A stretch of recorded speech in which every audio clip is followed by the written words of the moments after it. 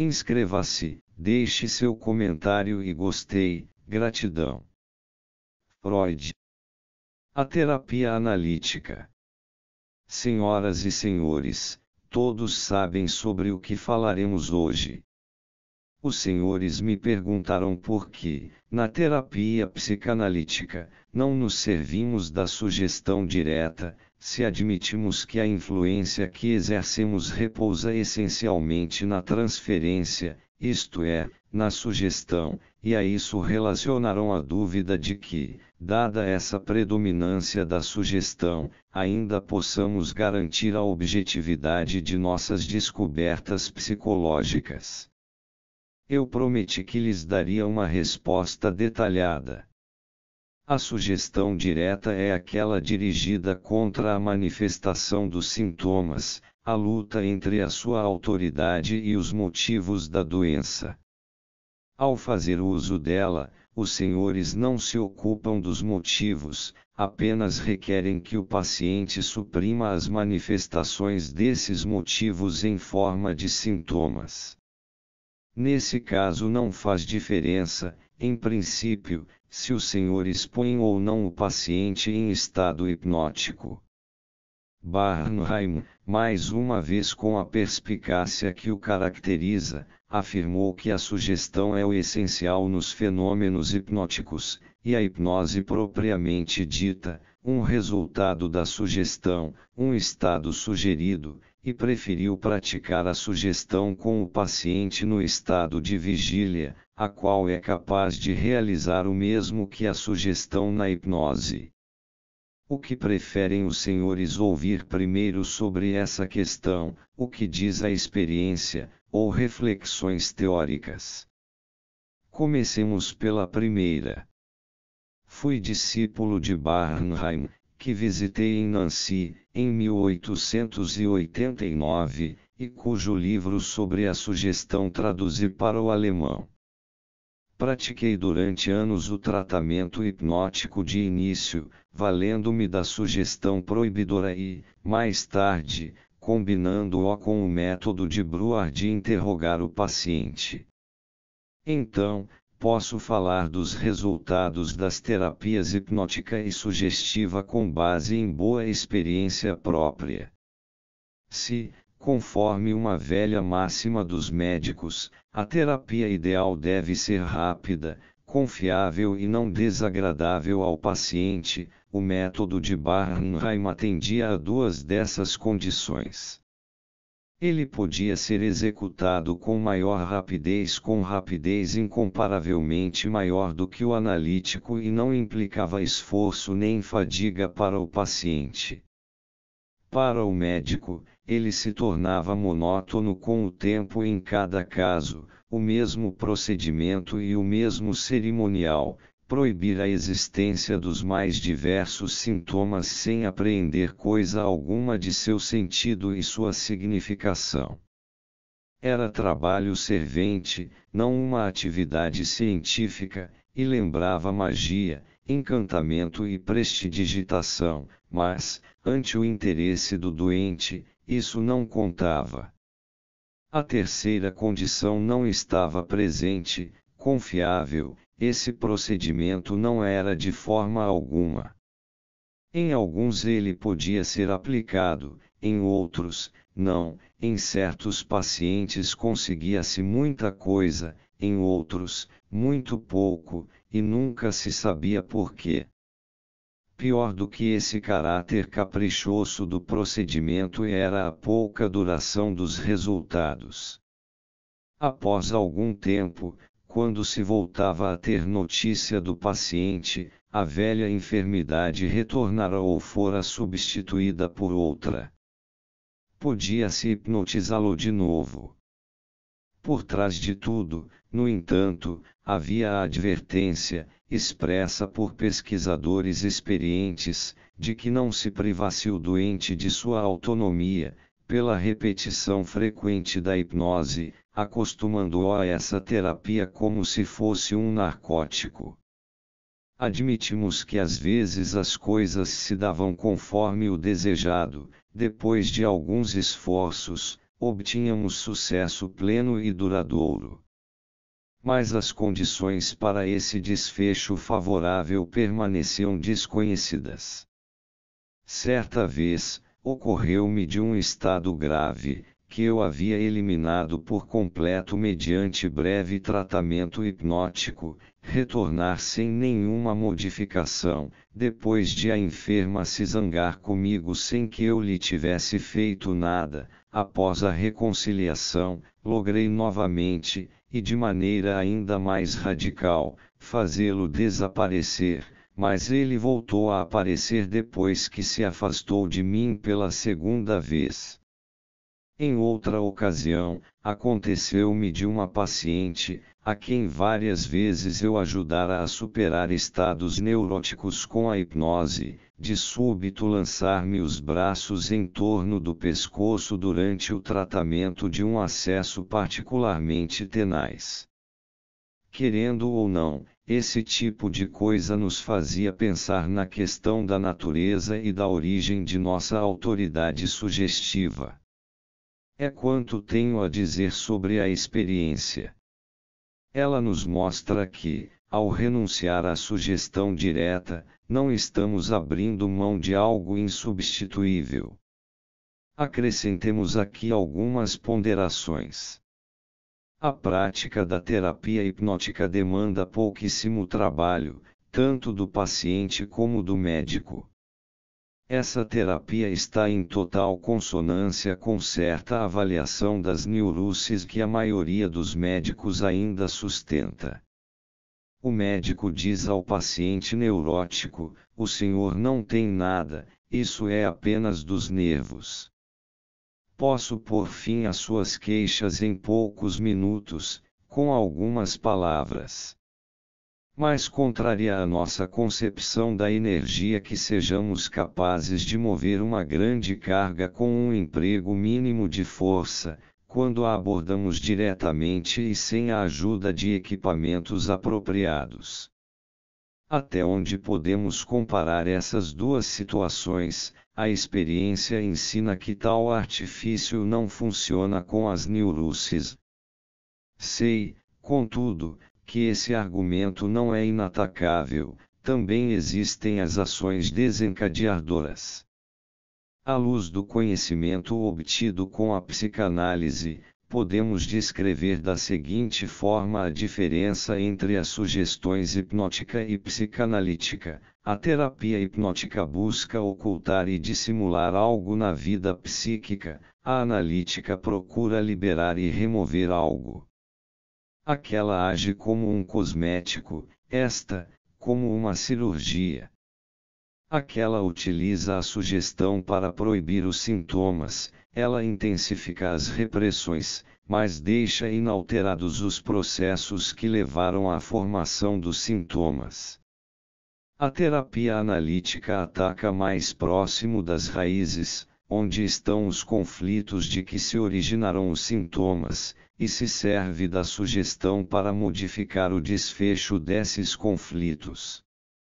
A terapia hipnótica deixa os pacientes inativos e inalterados e, por isso mesmo, incapazes de resistir a novas ocasiões para o adoecimento. O tratamento analítico requer trabalho árduo do médico e do paciente, um trabalho dedicado à anulação das resistências internas. Mediante a superação dessas resistências, a vida psíquica do doente é modificada de forma duradoura, alçada a um estágio superior de desenvolvimento, e fica protegida contra novas possibilidades de adoecimento. Esse trabalho de superação é o feito essencial do tratamento analítico. O doente precisa realizá-lo, o que o médico lhe possibilita com o auxílio da sugestão, que aí atua em sentido educativo. Por isso já se disse, com razão, que o tratamento psicanalítico é uma espécie de pós-educação. Espero ter deixado claro aos senhores de que modo o nosso uso terapêutico da sugestão se diferencia daquele que é o único possível na terapia hipnótica. Também o caráter caprichoso, que chamou nossa atenção na terapia hipnótica, os senhores compreendem agora, depois de havermos remontado a sugestão à transferência, enquanto a terapia analítica permanece, no interior de seus limites, previsível. Na aplicação da hipnose, dependemos de como se apresenta a capacidade de transferência do enfermo, sem que possamos exercer qualquer influência sobre ela. A transferência do paciente a ser hipnotizado pode ser negativa ou, como na maioria dos casos, ambivalente. Ele pode ter adotado posturas especiais para se proteger dela, nada disso sabemos.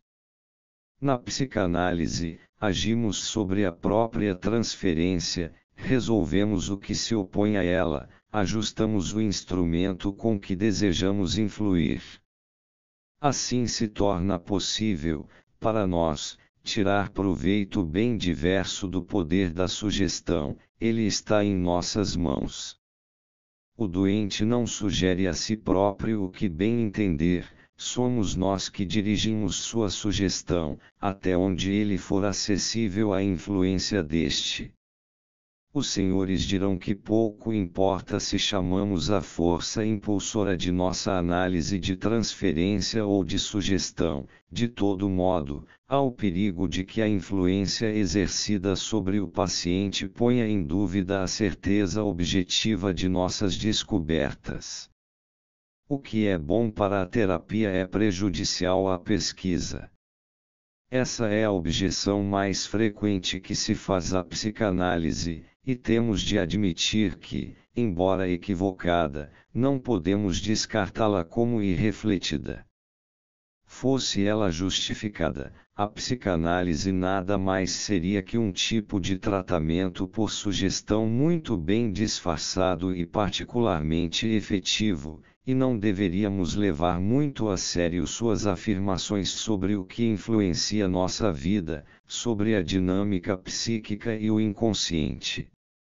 É o que pensam os adversários da psicanálise, sobretudo o que diz respeito à significação das vivências sexuais, quando não as vivências em si, nós teríamos incutido nos pacientes, após essas noções terem se desenvolvido em nossa própria fantasia degenerada. Tais acusações são refutadas mais facilmente invocando a experiência do que com o auxílio da teoria. Quem conduziu psicanálises já teve inúmeras oportunidades de se convencer de que é impossível sugestionar o paciente dessa forma. Naturalmente, não é difícil torná-lo adepto de determinada teoria e, assim, fazê-lo participar de um possível erro do médico. Nisso ele se comporta como qualquer outra pessoa, como um discípulo, mas desse modo influenciamos apenas sua inteligência, não sua doença. A solução de seus conflitos e a superação de suas resistências só tem êxito quando lhe transmitimos ideias antecipatórias que correspondem à sua realidade interior. As suposições incorretas do médico acabam excluídas no curso da análise, precisam ser retiradas e ser substituídas por outras, mais corretas. Mediante uma técnica cuidadosa, buscamos impedir a ocorrência de sucessos provisórios devidos à sugestão, mas não há problema se ocorrerem, pois não nos contentamos com o primeiro sucesso.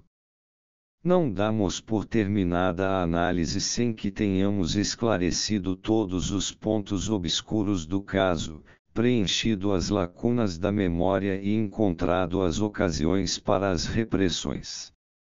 Vemos os sucessos precoces mais como obstáculos do que como avanços do trabalho analítico, eles são anulados ao resolvermos continuamente a transferência em que se baseiam. No fundo, é esse último traço que separa o tratamento analítico do puramente sugestivo e livra os resultados analíticos da suspeita de serem êxitos da sugestão. Em todos os outros tratamentos por sugestão, a transferência é cuidadosamente poupada, permanecendo intacta. No analítico, ela própria é objeto do tratamento e decomposta em cada uma de suas manifestações. Para a conclusão de um tratamento analítico, é necessário que a própria transferência seja demolida. Se, então, o êxito sobrevém ou se mantém, não se baseia na sugestão, mas na superação das resistências internas efetuada com sua ajuda, na modificação interior produzida no paciente.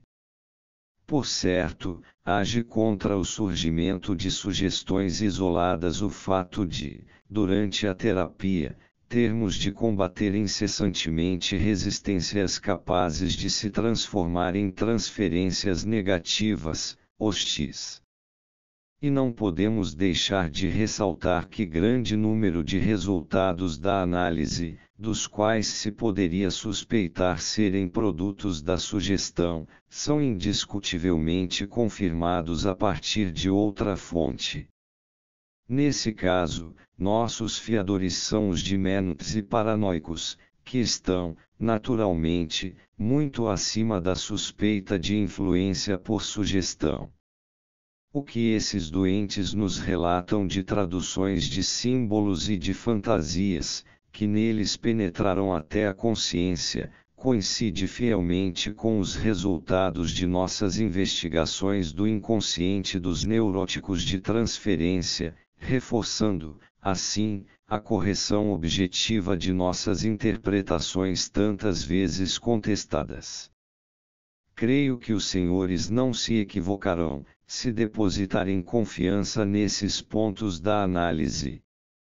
Agora vamos complementar nossa exposição do mecanismo da cura, apresentando-o com as fórmulas da teoria da libido. O neurótico é incapaz de fruição e realização, da primeira, porque sua libido não se acha voltada para um objeto real, da segunda, porque precisa despender grande parte da sua energia disponível para manter a libido na repressão e para se defender de seu ataque. Ele se tornaria saudável, caso tivesse fim o conflito entre seu eu e sua libido e seu eu voltasse a dispor de sua libido. A tarefa terapêutica consiste, portanto, em libertar a libido de suas ligações presentes, afastadas do eu, e colocá-la novamente a serviço desse eu. Mas onde está a libido do neurótico? Não é difícil encontrá-la, está ligada aos sintomas, que lhe oferecem a única satisfação substituta possível no momento. É preciso, então, assenhorear-se dos sintomas, resolvê-los justamente o que o doente requer de nós. Para a resolução dos sintomas, teremos de voltar até o seu surgimento, renovar o conflito que lhes deu origem e, com o auxílio das forças motrizes que não estavam disponíveis na época, guiá-lo para outro desfecho. Somente em parte essa revisão do processo repressivo pode ser feita nos traços mnêmicos dos eventos que conduzirão à repressão.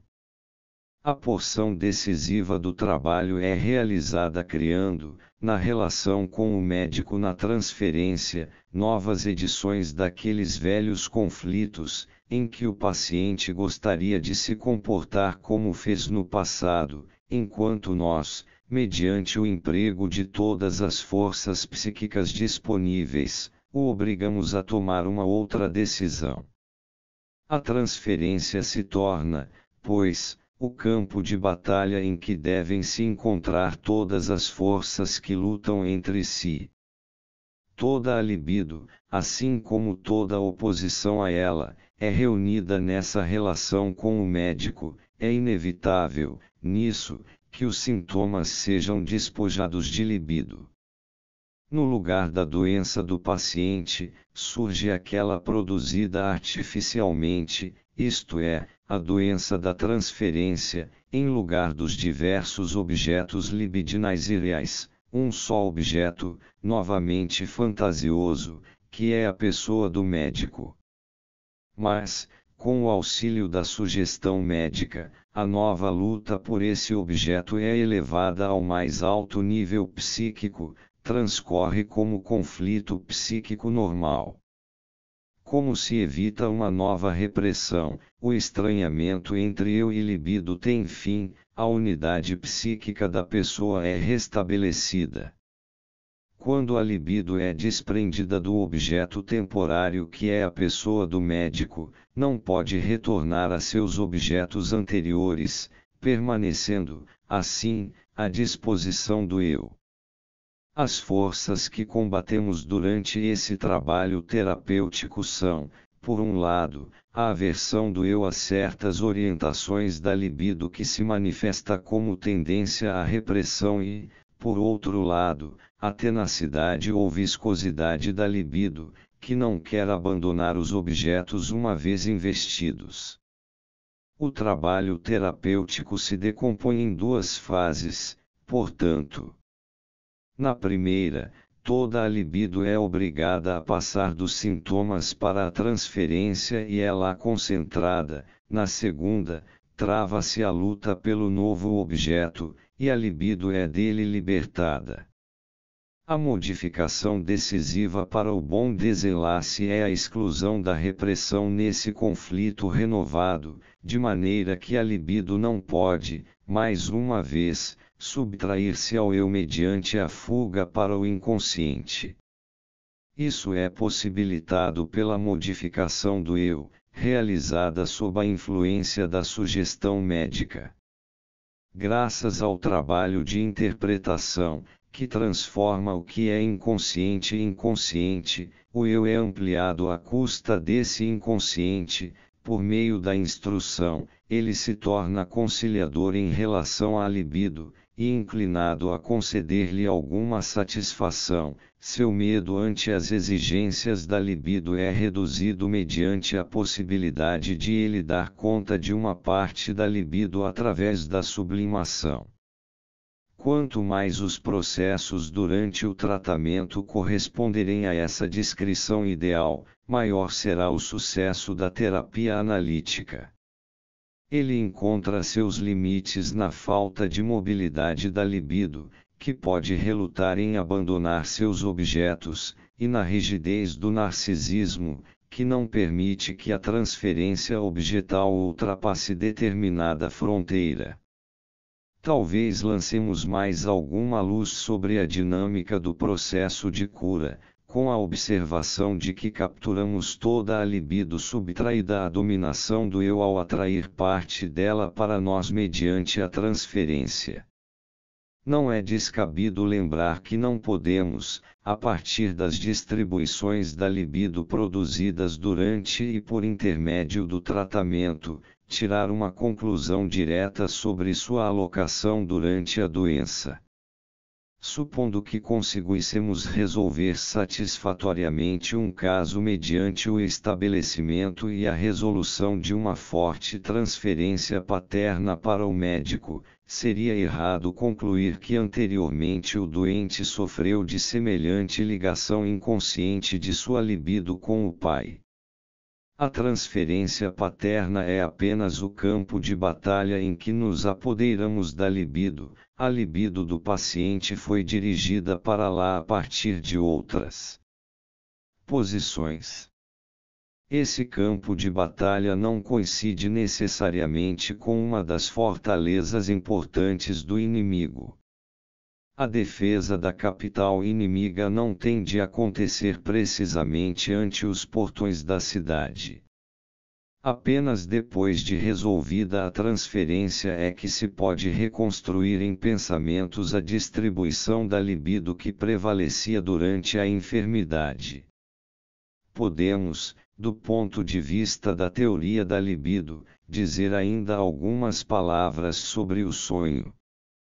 Os sonhos dos neuróticos, assim como seus atos falhos e suas associações livres, ajudam-nos a perceber o sentido dos sintomas e descobrir a colocação da libido. Sob a forma de realização de desejo, eles nos mostram quais desejos sucumbiram à repressão e a quais objetos se prendeu a libido subtraída ao eu.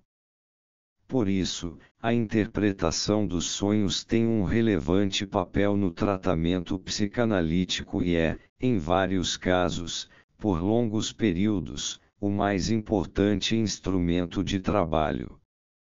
Já sabemos que o sono, em si, provoca certo relaxamento das repressões. Essa diminuição da pressão que pesa sobre ele possibilita que o impulso reprimido logre expressar-se muito mais claramente no sonho do que lhe permite o sintoma ao longo do dia. O estudo dos sonhos torna-se, assim, o mais cômodo acesso ao conhecimento do inconsciente reprimido, de que faz parte a libido subtraída do eu. Mas em nenhum ponto essencial os sonhos dos neuróticos diferem daqueles das pessoas normais, talvez sejam indistinguíveis destes. Seria um contrassenso explicar os sonhos dos neuróticos de uma forma que não se aplicasse também aos sonhos das pessoas normais. Portanto, devemos dizer que a diferença entre saúde e neurose vale apenas para o dia, não se estende à vida onírica. Somos obrigados a transpor para o indivíduo saudável algumas hipóteses que, no tocante ao neurótico, resultam do nexo entre seus sonhos e seus sintomas. Não podemos discutir que também o indivíduo saudável possui, em sua vida psíquica, aquilo que torna possível a formação tanto dos sonhos como dos sintomas, e temos de concluir que também ele fez uso de repressões, que arcou igualmente com certo dispêndio para mantê-las, que seu sistema do inconsciente oculta impulsos reprimidos e ainda investidos de energia, e que uma parte de sua libido não se encontra mais à disposição do eu. O saudável é, virtualmente, um neurótico, mas o sonho parece ser o único sintoma que ele é capaz de formar. É verdade que, se submetemos a exame mais apurado sua vida em estado de vigília, descobrimos o que parece contradizer a impressão anterior que essa vida supostamente saudável está impregnada de um sem número de formações de sintoma, pequenas e de pouca relevância prática. Portanto, a diferença entre a saúde nervosa e a neurose limita-se ao plano prático e é determinada pelo resultado, isto é, se restou à pessoa capacidade suficiente para a fruição e a realização. Provavelmente, essa diferença remete à proporção relativa dos dois montantes de energia, o que permaneceu livre e o ligado à repressão, sendo de natureza quantitativa, não qualitativa. Não preciso lembrá-los de que essa percepção é que fundamenta teoricamente a nossa convicção de que, em princípio, as neuroses podem ser curadas. Isso é o que podemos inferir, quanto à caracterização da saúde, a partir do fato de serem idênticos os sonhos dos saudáveis e os dos neuróticos. No tocante ao próprio sonho, há também a conclusão de que não podemos desprendê-lo de suas relações com os sintomas neuróticos, que não devemos crer que sua natureza se esgotaria na fórmula que o define como uma tradução dos pensamentos numa forma arcaica de expressão, e que temos de supor que ele nos mostra alocações da libido e investimentos objetais realmente presentes. Logo chegaremos ao final. Talvez estejam decepcionados com o fato de, num capítulo sobre a terapia analítica, eu só ter lhes falado de coisas teóricas, e não sobre as condições para empreender o tratamento e os resultados que ele obtém. Mas não abordarei esses dois temas. O primeiro, porque não é minha intenção lhes dar instruções práticas sobre o exercício da psicanálise, o segundo, porque motivos vários me impedem de fazê-lo. No início de nossas conferências, enfatizei que, sob condições favoráveis, alcançamos êxitos que nada ficam a dever aos melhores no âmbito da medicina interna, e talvez possa acrescentar que nenhum outro procedimento teria logrado obtê-los. Se eu dissesse mais, daria margem à suspeita de que desejo abafar com a propaganda as altas vozes dos detratores. Contra a psicanálise, colegas médicos já fizeram repetidas vezes, também em congressos públicos, a ameaça de publicar uma coletânea dos fracassos e danos psicanalíticos, a fim de abrir os olhos dos pacientes para a inutilidade desse método de tratamento. Mas, à parte o caráter odioso e denunciatório de tal medida, uma coletânea desse tipo não seria apropriada nem mesmo para possibilitar um julgamento correto da eficácia terapêutica da análise. A terapia analítica ainda é jovem, como os senhores sabem, um longo tempo foi necessário para que se pudesse estabelecer sua técnica, o que só podia ser feito durante o trabalho e com a experiência crescente. Em razão das dificuldades de ensiná-la, o médico iniciante na psicanálise depende, em maior medida do que algum outro especialista, de sua própria capacidade para se desenvolver, e os resultados obtidos em seus primeiros anos jamais permitirão formular um julgamento sobre a eficácia da terapia analítica. Muitas tentativas de tratamento fracassaram na época inicial da psicanálise, pois foram feitas em casos que não se prestavam para o método e que hoje excluímos, com base em nosso registro de indicações. Mas só podemos chegar a essas indicações através das tentativas.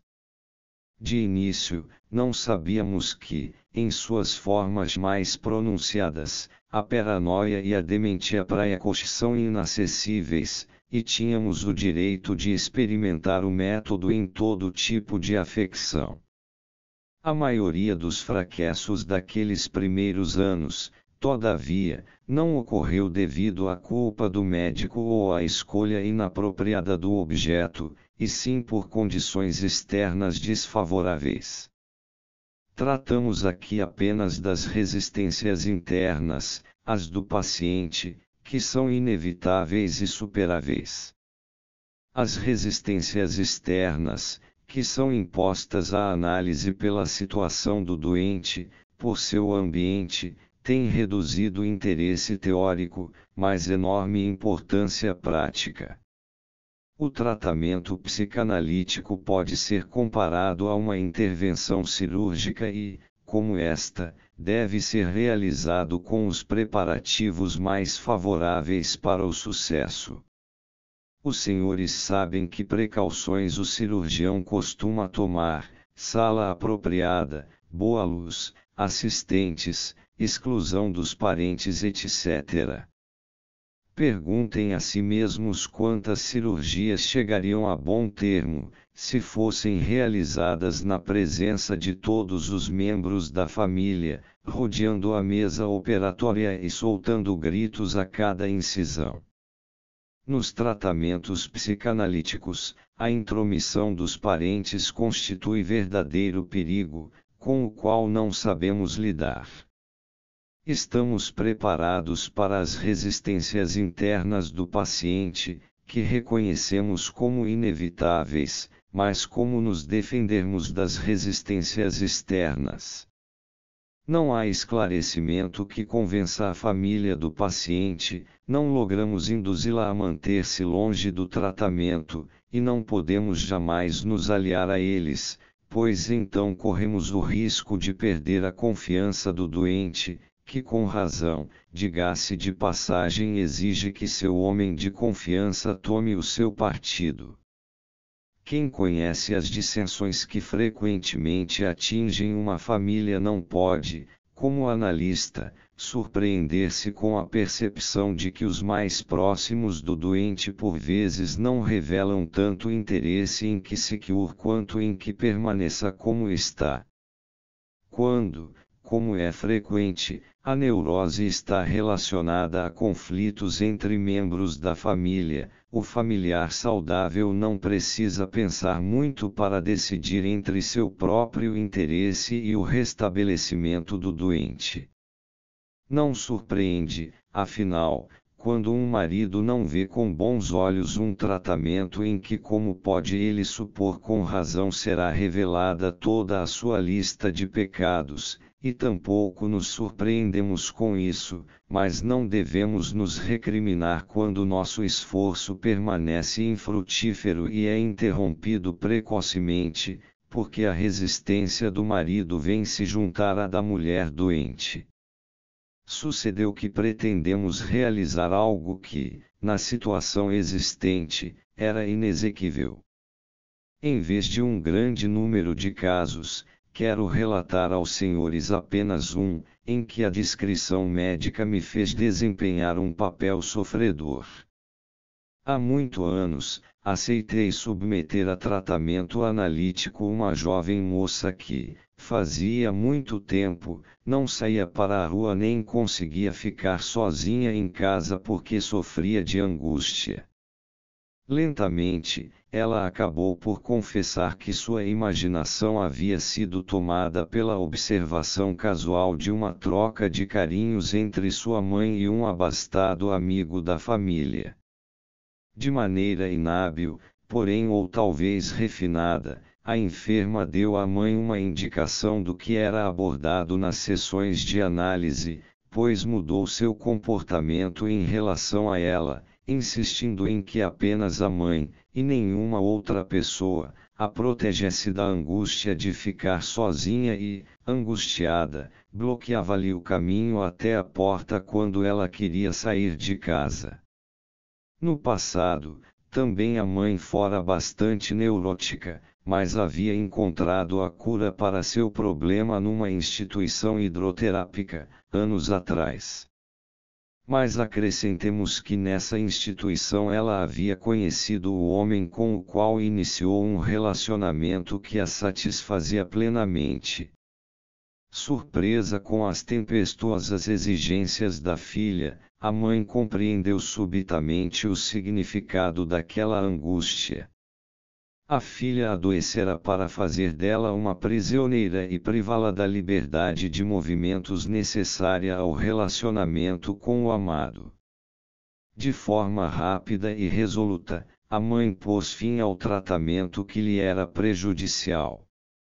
A moça foi enviada a uma instituição para doentes nervosos e, durante anos, apresentada como pobre vítima da psicanálise. Por todo esse período, fui perseguido pela má fama que trouxe o infeliz desfecho desse tratamento. Guardei silêncio, porque me julgava atado pelo dever da discrição médica. Muito tempo depois, por meio de um colega que visitara a instituição e lá vira a moça agorafóbica, soube que a relação da mãe com o abastado amigo da casa era conhecida de todos e provavelmente gozava da aprovação do marido e pai. Assim, o tratamento fora sacrificado a este segredo. Nos anos anteriores à guerra, quando a afluência de pacientes estrangeiros me tornou independente da simpatia ou antipatia de minha própria cidade, eu seguia a regra de não tratar pacientes que não fossem sui juris, ou seja, que não fossem independentes nas questões essenciais da vida. Não é algo que todo psicanalista pode se permitir. Talvez os senhores concluam, de minha advertência sobre os parentes, que se deveria apartar os doentes de suas famílias para submetê-los à psicanálise, limitando essa terapia, portanto, aos internos das instituições para doentes dos nervos. Mas nisso eu não poderia concordar com os senhores. É muito mais vantajoso que os doentes, durante o tratamento, caso não estejam numa fase de grave esgotamento, sejam mantidos nas mesmas circunstâncias em que terão de enfrentar as tarefas que lhes cabem. Os parentes, todavia, não devem anular essa vantagem com seu comportamento, nem, de forma alguma, adotar uma postura hostil ante os esforços médicos. Mas como influir nesses fatores inacessíveis para nós? Os senhores perceberão, naturalmente, como as perspectivas de um tratamento são determinadas pelo meio social e pela condição cultural de uma família. Isso nos oferece uma perspectiva sombria da eficácia da psicanálise como terapia, não é mesmo? Ainda que possamos explicar a maioria de nossos fracassos com base em 3 fatores perturbadores externos. Por isso, amigos da psicanálise nos aconselharam a contrapor à coleção de insucessos uma estatística dos êxitos, por nós preparada. Mas não concordei com a sugestão. Lembrei que uma estatística não tem valor quando os itens nela reunidos não são suficientemente homogêneos, e os casos de neurose tratados não eram, de fato, equivalentes em variados aspectos.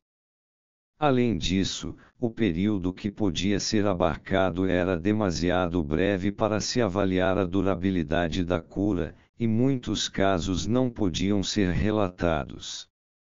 Eram de pessoas que haviam mantido em segredo tanto a doença como o tratamento, e cuja recuperação devia igualmente permanecer em segredo. O impedimento mais decisivo, no entanto, foi a percepção de que, em questões de terapia, as pessoas se comportam de maneira bastante irracional, de modo que não há perspectiva de obter algo com elas por meios racionais. Uma novidade terapêutica é ou recebida com entusiasmo inebriante, por exemplo, quando Cook apresentou ao público sua primeira tuberculina para a tuberculose, ou tratada com a mais profunda desconfiança, como foi a vacina de Jenner, que, embora verdadeiramente benéfica, ainda hoje tem adversários irredutíveis. Era evidente que havia um preconceito contra a psicanálise. Quando curávamos um caso difícil, podíamos escutar: "Isso não prova nada.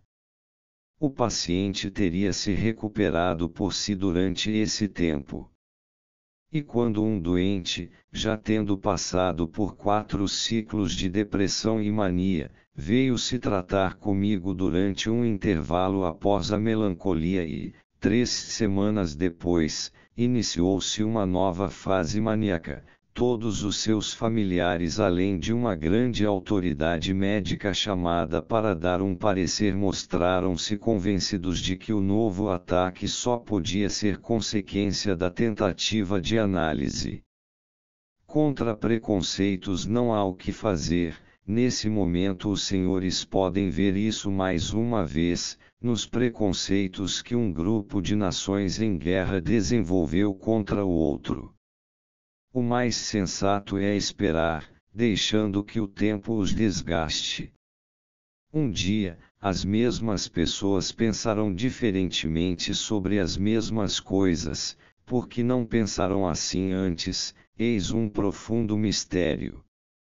É possível que o preconceito contra a terapia analítica já esteja diminuindo. A difusão constante das teorias psicanalíticas e o aumento do número de médicos que usa o tratamento analítico em vários países parecem garanti-lo. Quando eu era um jovem médico, presenciei uma semelhante tempestade de indignação dos médicos contra o tratamento por sugestão hipnótica, que atualmente os sóbrios opõem à psicanálise.